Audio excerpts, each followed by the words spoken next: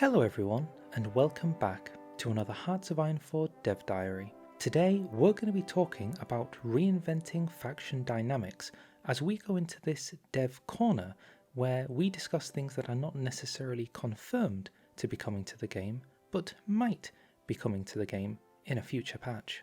Since we're going to be discussing factions, let's remind ourselves that Hoi4 primarily has 5 key factions. The Allies, led by the United Kingdom, the Axis, led by Germany, the Comintern, led by the Soviet Union, the East Asian Co-Prosperity Sphere, led by Japan, and the Chinese United Front, led by China. As it stands with factions right now, the main interactions involve joining them, leaving them, and in the case of the Allies, being kicked out of them. So let's see exactly what could be coming on the horizon in the Dev Corner. Hey all! Okay, for this introductory bit, I think I'm basically going to read straight off the script. Dev Corners are back. What are they and how do they differ from the dev diaries they normally do? The key difference is probably the scope. Here we discuss things that are sometimes very early in development, whereas dev diaries are usually about describing and explaining the new features that come with an expansion, so less details and also a lot less pretty screenshots, and above all, a lot more work in progress. The things they talk about here might not even make it into the game in the end, at least not in the shape they are presented. With that disclaimer out of the way, they continued the dev corner by talking about how currently all factions seem to play the same. There doesn't seem to be any difference between playing as the Axis or the Allies or the Comintern or the Chinese. The goal is to change that, to make factions feel more unique and immersive at the same time. Due to this being some early development, I might have some things to say myself, but let's go straight in with some core concepts. Potentially going forward, each faction may have a manifest. A manifest is what the faction wants to do, so it could be conquering new land, like the Axis, or stopping the spread of Fash, like the Allies. Each manifest will have a percentage of fulfillment that goes up or down during gameplay to reflect the success of said faction. If the fulfillment is high enough, some bonuses will unlock depending on the type of manifest. As we can see in this image, you would have an icon for a faction, which would be interesting, the name of the faction, the type of faction manifest, whether it would be conquering or trying to protect people, and a FPP, which I assume we'll see more of later. We get to see a plausible example in the form of the Allies, with a peaceful pink peace symbol. Their goal is the defense of democracy, so protecting democracies, and they have a lot of FPP with over 1,000, but I guess we have no scaling to understand that, and you can just about see there is the concept of faction influence, to which the United Kingdom has 59.3%, if I read that correctly. One could therefore assume, over the course of a game, for example if the United States was to join the Allies, then their power, industrial might, military would be so strong that their faction influence might grow and they can supersede the United Kingdom and become the leader of the faction. Faction goals. In addition to the manifest, each faction can have short or long-term strategic goals, such as the conquest of specific territory or control, or instigation or collection of resources. Once completing the goals, the faction members gain rewards they can use to modify the faction, as well as more standard rewards like army experience. The overall hope is that these two things will give you some direction in what your faction is needing to do, as opposed to all factions working basically the same. They do note that this direction is not something you need to follow, you can choose to ignore it, but by following it you will be rewarded. In the example given, we can see that the Axis wants to control the strategic resources, so this is probably about getting, French additional steel, oil in Romania, the aluminium of Hungary, stuff like that. Securing North Africa basically is about securing control of the Mediterranean and ensuring that the Allies don't come up from the south. The North Atlantic is probably to try and stop America by having naval supremacy in the Atlantic. A European bastion, they actually tell us, where it shows us that if the number of continental European countries that are either defeated or have joined the faction is greater than 16, then you gain 100 faction power projection in the Axis, and every faction member with at least 30 influence gets an initiative point. One can only assume that an initiative point is something you can spend on some of those bonuses. I'd like to take a small breather here and talk independent of the dev corner, and that is my thoughts about this so far. So each faction has a manifest, something that you pick individual to your faction, but I just wonder how this is going to be implemented, for example, with unique factions. South America forming a united South America, all the DLCs to do with forming minor things, the Little Entente for France, the Scandinavian alliance. What I fail to see so far is a way for you to choose the direction of a faction. It feels more so that there are implicit goals that a faction would have, which you are felt to go towards, even if it doesn't fit the roleplay or direction that you want to take your nation. Something that could be applicable here is if you create a faction, or you are faction leader, it would be nice if there was a menu similar to the tactics menu, for which tactics your units will prioritize, to pick a manifest and pick some goals that you think best align with your options, and depending on your ideology, country size, there will be different types of options available to you. If it ends up that when you create a faction, you're forced into having one similar to this, with no variation, well, that could be a little bit too on rails and certainly might not work with the alt history. Moving on though, let's talk about rules. Each faction will come with a set of rules. These generally relate to a specific action type, like for example who can join the faction, or who in the faction can even declare wars. An example given could be a rule for joining can be based on the ideology of the joining country. For example, the rule might state that only non-Fash countries can join, so this would probably be the Allies. That said, it wouldn't prevent a country from turning Fash later. Additionally, you could make a joining rule be based on geography, saying that only countries from a specific region can join.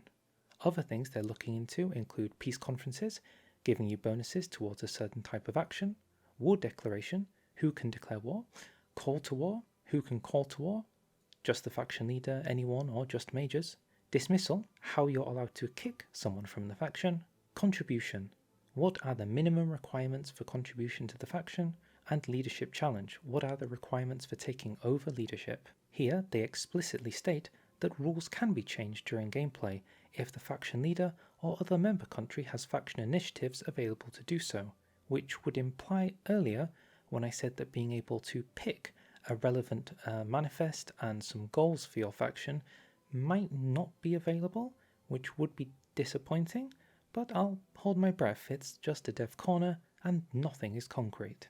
In terms of discussing the rules though, this I am far more positive about, especially if implemented correctly. To go on a little bit of a rant again, Hoi 4 to me sometimes feels like it's at odds with its own gameplay direction. On one hand, you're trying to create a very historical World War II simulation game that players can sandbox in, and you kind of want countries to railroad their way to a semi-believable timeline that people can recognize.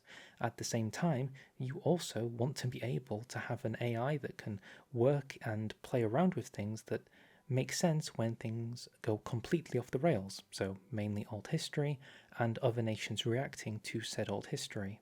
Because of that, these can very often come into conflict. If you're a nation that's trying to help the allies, but you do one thing that steps out of line, you get kicked out of the faction, kicked out of the allies. If you're going on a conquest in South America and you declare war on Uruguay, for some reason Great Britain might take a dramatic interest in you far more than the Axis invading France, and you're just questioning how their priorities could have gotten so lost. And don't even get me started on countries from around the world randomly joining Japan's faction. I mean, I don't even want to think about it. My point here is that I really hope, if anything comes out of this rework, assuming it does happen, is that the Allies become much more prioritized on the containment of European fascism. That should be the priority of the Allies, not necessarily making sure that Central America doesn't go communist. I just don't see how that's in the purview of what Winston Churchill is worried about at that particular time period. The Allies were especially on the back foot until the 40s, so why they'd be so proactive in the late 30s is strange. If the Allies become much more focused on containing Germany, then all of those old history paths might not be so damaging when the Allies start guaranteeing all the nations you want to go after, giving you a little bit more breathing room. Then, once World War II has escalated, maybe the Allies changes, America gains more influence, and instead of being about containing Germany, it becomes about containing global democracy and ensuring the globe is safe. As it stands right now, I think the only mechanic that kind of represents this is that democracies cannot guarantee nations until 25% world tension, but with the new focus trees and the, let's be honest, power creep that has occurred with focus trees, spiking world tension is much more easier than it used to be. So yeah, taking a look at the joining rules, we can kind of see some of the hopes that could occur with this. Ideology rules here, meaning that you could make it so certain countries will never join the faction, which can be a good guarantee, but also geographical rules, only same continent, only neighbours, or only countries with cores in Africa, which is a strangely specific one. Additionally, at the bottom we see war status rules, including not being at war, being at war, or not in an offensive war. If geographical rules were implemented well, this could really change the game for the better. But, again, it's all just possible, nothing is confirmed. Something we keep hearing a lot about is faction initiatives and goal rewards. So, initiatives are what you use to change things in your faction. These initiatives are gained from completing goals, and presumably your major manifest. Most goals will add one initiative to the faction leader when completed. Some might give to other members as well, and if you have an initiative to spare, you can change a rule of the faction, or remove one too. It will be up to you to decide what to spend your initiative on and how to modify your faction, but choose carefully, for few initiatives will be given. Some examples of ways to spend initiatives they've given include adding or improving your research sharing, giving military doctrine sharing, adding a faction's supreme commander, or starting up joint research sites. So here we see a very mock-up version of what appears to be the special projects, where maybe somebody can collectively contribute to building up a special project research facility, or perhaps a special project itself. So if you're going for the nuke and you're in a faction, then the faction collectively can contribute to speed up the development of a nuclear bomb. Again, without sounding too much like I'm parroting myself, I do think this is an interesting idea, especially where the special projects are concerned. I would also have liked it if once you complete a goal, you could spend the initiative to pursue a new goal. The last key section of factions that they want to talk about is influence and contribution. Each member country will have an influence rating in the faction. This is something we saw earlier with England having around 59%.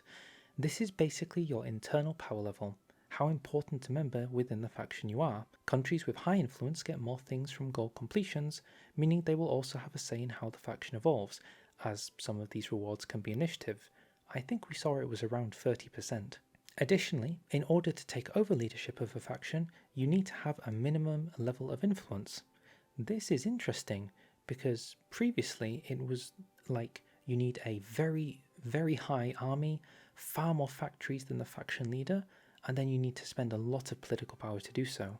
Now it would say that you gain influence by war participation, contributions, industrial might, and from events, which can happen during the time you're in your faction, but can include things such as executing raids, or from focuses or decisions. Of these, contribution is probably the most interesting to talk about, because whenever a country delivers something to the faction, or to other faction members, they gain contribution score, which is directly reflected in their influence rating. Taking something from contributions loses you score, thus weakening your standing within the faction. It makes me wonder if it's possible then to create a nation that is exclusively focusing on lend-leasing out things for influence, and only focusing on taking annexing moments and fighting moments to get war participation, only to become faction leader. Another use of influence is in peace conferences. When your faction is on the winning side, all member countries will pool some of their war score, and this will be given to the most influential country in the faction. similar to the game setting where the faction leader can get part of other members' scores. But here it is not just the faction leader, so if you are an important part of your faction, you'll get more say in the peace deal. They go on to say that the contributions can be things as we expected, such as sending expeditionary forces, pooling manpower for use by the faction, producing industrial goods, lend-lease as I predicted, those kind of things. As such, my overall impression from this is that instead of it kind of being a binary system, there is either faction leader or not faction leader, there is now a scalable system, which seems to be somewhere between below 30%, above 30%, and faction leader. So where you can get inside of that standing will have more impact on the things you can get inside of that faction by spending influence and contribution. The final part of this dev diary is something they want to add when working with factions: the ability to tell your fellow allies where you want them to focus their efforts. Similar to how you can create pings in multiplayer for allies, you should be able to tell your AI allies that you want to focus on a particular region, so they won't abandon everything else, but focus their attention there. And with that, we kind of come to a somewhat abrupt end to this week's dev diary. I will say, they do note this is only part 1, and so factions are something they intend to come back and talk about again. And with that, we have come to the end of this week's dev diary, and I want to, as always, do some closing statements and thoughts, but this time I have a few more questions to ponder because introducing a faction rework is such a dramatic change to the game. It's really quite fundamental. With it, you've gone from a system where the story of your nation was really at the forefront to now having another element where maybe the story of your faction is going to be a main driving factor with these manifests. At this very early stage, I'm wrapping my head around 5 key questions. The first one is, will factions allow chosen manifests and goals to direct your campaign? Will they be able to accommodate all of the unique storylines that Hoy tries to create? The Austrian Habsburg Royal Alliance faction, how will that be represented? How will the little Entente trying to get ahead of the Allies to contain Germany work? There is of course the opportunity within there to have some really unique manifests and goals. Take France going Napoleonic. They would traditionally have wanted economic isolationism, a continental system, the ability to control European resources, stuff like that. Additionally, you've got factions that mimic the European Union. They're far less about war and much more about economic prosperity. So is it going to be possible to have a peaceful trade style? The opportunities of such a system do seem to have quite a lot of variation. My second question is, will the Allies be reformed from kind of being the democratic hugbox of the world into what they are kind of better represented of as a Germany post-Great War containment system? If it is able to transform the Allies in a way that it doesn't try and stop you from having fun in other parts of the world, and exclusively trying to stop Germany, which makes the most sense, then this can have the benefit of making other focus trees in the game even more enjoyable and less likely to break down and cause a spiraling snowball effect that feels a little bit too punishing for what it's trying to reflect. The third question is, will the Axis be more of a controlling, soft power overlord type of faction? In the current way the game works, all factions and faction members seem to be relatively equal, with the faction leader having the primary authority to kick people. But in the terms of the Axis, it was much more of just a way for you to control all of your subjects and for the Germans to gain authority over their neighbours without necessarily having to go to war with them first. I'm not sure if Paradox should go into something as deep as maybe the ability for you to turn faction members into puppets by perhaps spending influence. That could work. I'm not saying it's bad, but maybe it would be too powerful, I'm not sure. But it is an idea that the Axis isn't necessarily a we are all equals. There was very clearly Germany is the leader and you are all subservient to it. Coming in at number 4, will the completion of a manifest make people leave or reform a faction? So in the case of the Chinese United Front, their manifest goal is really do not die to Japan. I mean, that's it. That is the goal. And assuming that Japan has been defeated, the reason for that faction continuing to exist is nil. So logically, it should break down. Something kind of similar exists with the Allies, really. Once they've contained Germany, should it break down? And with that, I think it could be good to see a way for countries to leave the Allies, to leave the Chinese United Front, or perhaps, if America joins, there could be an option to reform the faction, change the manifest, turn it from the Allies into NATO, maybe turn the Chinese United Front into an ahistorical Chinese unification faction. The options are there. I'm not sure how they could work, but that moment of the manifest is complete. Do we either destroy the faction or reform the faction into something else? Would be cool to see.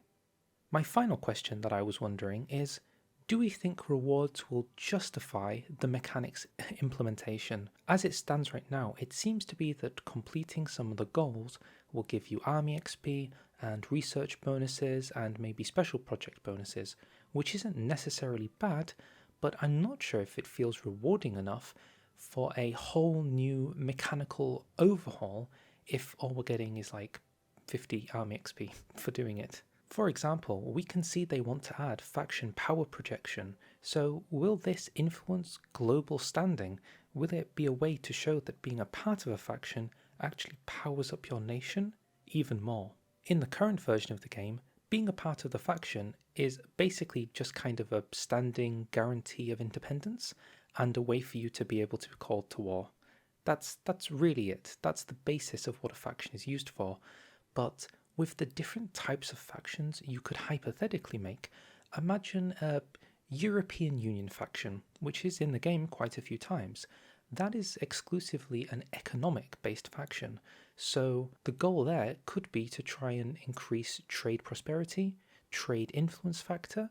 Maybe they could even add in a trade contract mechanic, which is something I've been wanting for a while, where instead of you just asking for resources for one civ, you would have to agree, both parties would have to agree, and you'd exchange 8 resources for one civ for an allotted amount of time, so you can actually base your economy on something much more tangible. Even though I came up with 5 questions here, I'm sure you could go on and on and on. There is so much potential with a system like this that I'm really interested to see how much of this, if any of it, we'll see it in the game. And of course, before I close out, I am absolutely conscious of the idea that you'll be able to somewhat direct your allies in future, which, yes, it's good for being able to tell your allies where you want them to help, but I'm really interested to see if the AI is capable of being told, you're consuming all of my supply, please go away, which can actually be more of a damaging effect that you get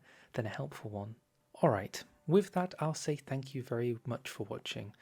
This was a short dev diary that I may have accidentally made too long, so sorry about that, but I hope you'll agree that it was certainly something worth looking into. Maybe I should try and tell the devs directly some of my questions and get a more direct answer so I can tell you next time. We'll see. If you liked this video, feel free to like, feel free to subscribe, tell me in the comments what you think about the factions coming to Hoi 4. Good, bad, what are your ideas? What am I missing? There are a lot of unique factions in the game. And of course, I'll see you all next time. Bye!